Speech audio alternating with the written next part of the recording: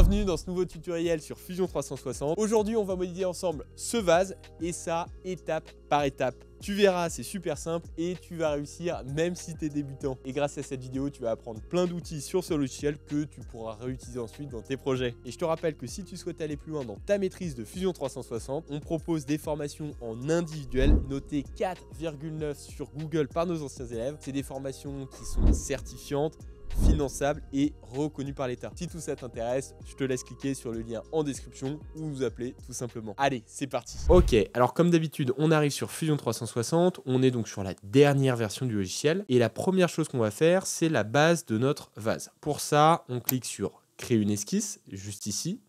On sélectionne le plan bas, juste là. Et ensuite, on va ici cliquer sur Créer et sur Cercle, juste là. On va centrer notre cercle sur l'origine. On va lui mettre un diamètre de 150 mm et on fait Entrer. Je fais maintenant terminer l'esquisse. Et on va ensuite extruder notre cercle.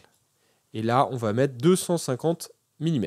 On fait Entrer. Et maintenant, ce qu'on va faire, c'est qu'on va importer un SVG avec le patron du design du vase. Donc, je vais sur Google et vous pouvez aller sur ce site-là. Ça s'affiche à l'écran. websvg.github.io/Voronoi. Vous voyez, ça nous donne plusieurs types de formes. Nous, on va générer 55 itérations. Le seul point important que vous allez devoir rentrer, c'est ici.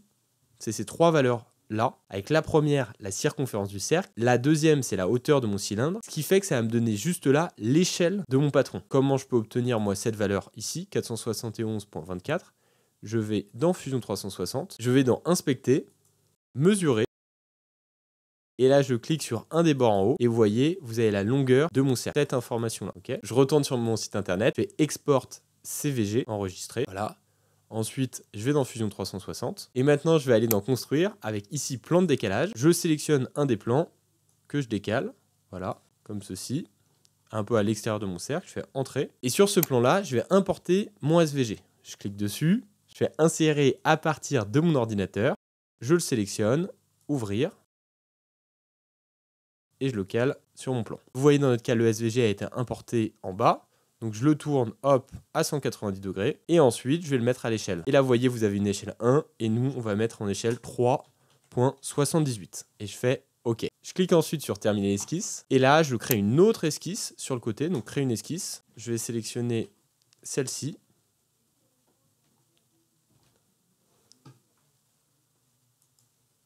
Comme ceci. Maintenant, on va s'attaquer à la forme de mon vase sur les coques internes et externes. Donc la première chose qu'on va faire, c'est sélectionner une zone de travail. Donc pour ça, je clique sur rectangle. Je clique juste là, voilà. Et je vais sélectionner la moitié de mon cylindre. Donc il va jusque là. Voilà. Maintenant, je vais sélectionner l'outil ligne, ici. Je vais partir de l'origine de mon cylindre et je vais faire 30 mm. Je fais Entrer. J'utilise la fonction spline en cliquant ici. Mon spline, il va partir de ce point. Et là, je clique sur un premier point ici, un deuxième point ici, et un troisième tout en haut. Vous voyez? Pour valider, j'ai juste à sélectionner ce petit icône, là, ce petit check, et cliquer là-dessus. Ensuite, si vous voulez, vous pouvez vous amuser à modifier la structure du spline. Si je prends un point, vous voyez, là, je le modifie, comme ceci. Mais vous pouvez aussi le modifier en jouant sur les courbes de contrôle pour vraiment obtenir la surface qui vous intéresse. Ensuite, on va créer de l'épaisseur sur notre couche externe. Je clique sur décalage, je clique sur mon spline et je fais 4. Et je fais maintenant Entrer, comme ceci. Maintenant, on va faire la coque interne. Donc, je clique une nouvelle fois sur l'outil spline. Je clique sur ce premier point et là, je vais faire un point juste là et jusqu'ici. Voilà. Je valide comme tout à l'heure avec l'outil valider. Et là, je vais contraindre mes deux lignes. Donc, celle que je viens de créer ici, et celle-ci, avec l'outil tangent. Comme tout à l'heure, je vais créer de l'épaisseur, donc je vais utiliser l'outil décalage, je sélectionne la ligne que je viens de créer, et je fais 4 mm. Je vais maintenant créer un pied à la structure interne de mon vase, donc juste ici, je fais créer, arc 3 points, je le clique, je sélectionne un premier point, un deuxième point, et je vais faire quelque chose comme ceci. Voilà. Je clique maintenant sur modifier, ajuster, donc avec les ciseaux, pour supprimer cette ligne. Voilà. Et vérifier que toutes les surfaces que j'ai créées soient bien fermées. Sinon, ça va nous poser des problèmes par la suite, au moment où on va faire notamment les révolutions. Vous voyez, ici, il y a un problème, cette surface n'est pas fermée. Donc je fais ligne. Je vérifie aussi celle tout en bas au niveau du pied. Là, vous voyez ici, c'est pas une ligne, hein, c'est la cote qui est liée à l'origine. Donc je fais un trait, pareil, une ligne. Et je m'assure de bien fermer ma surface. Maintenant, vous le voyez, elle apparaît en bleu. Vous voyez, ici, c'est en réalité pas relié correctement. Donc ce que je fais une nouvelle fois, j'utilise l'outil ligne, je sélectionne le point et je m'assure de bien croiser les deux lignes. Voilà, là au moins, il n'y a pas de doute, c'est bien fermé. Je peux donc terminer l'esquisse en appuyant sur le bouton. Et maintenant, on va graver notre pattern dans notre cylindre. Donc pour le coup, je sélectionne créer. Dans l'effet, vous vous assurez d'avoir bien gravure en creux. Sélectionner, je sélectionne mon petit pattern. Voilà, je m'assure de tout bien sélectionner. Et ensuite, d'en face, j'ai qu'à sélectionner le cylindre. Je clique dessus et je fais ensuite profondeur, moins 60, juste là. OK. Passe maintenant aux révolutions. Donc l'outil révolution, il est juste là. Je le clique dessus.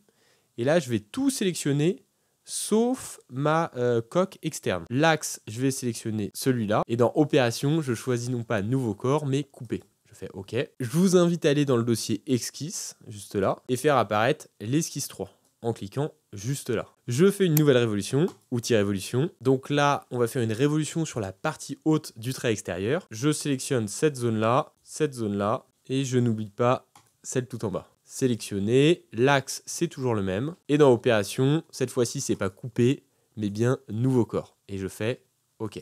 OK, ça commence à prendre forme. Maintenant, vous allez dans le dossier corps, juste là, et on fait disparaître le corps numéro 2. Troisième et dernière évolution, une nouvelle fois, et on sélectionne la partie haute de la coque extérieure. Donc celle-là, vous voyez, je vais zoomer juste ici. L'axe, toujours le même, nouveau corps, dans opération couper, et OK, parfait. Et maintenant, on fait apparaître le corps numéro 2. Là maintenant, on a terminé, on a bien notre pièce. Si on l'exporte, on peut l'imprimer, mais nous, on va juste faire un petit rendu. On va dans conception, rendu, et ensuite, dans le rendu, on va lui apporter 2-3 petites couleurs. On clique ici, apparence, apparence de fusion, juste là. Là, on va aller dans plastique et on va mettre quelque chose de transparent. Voilà, acrylique transparent, ici, ici, ici. Et on va glisser, déposer. Et le pied, on va le mettre en, je sais pas, ABS.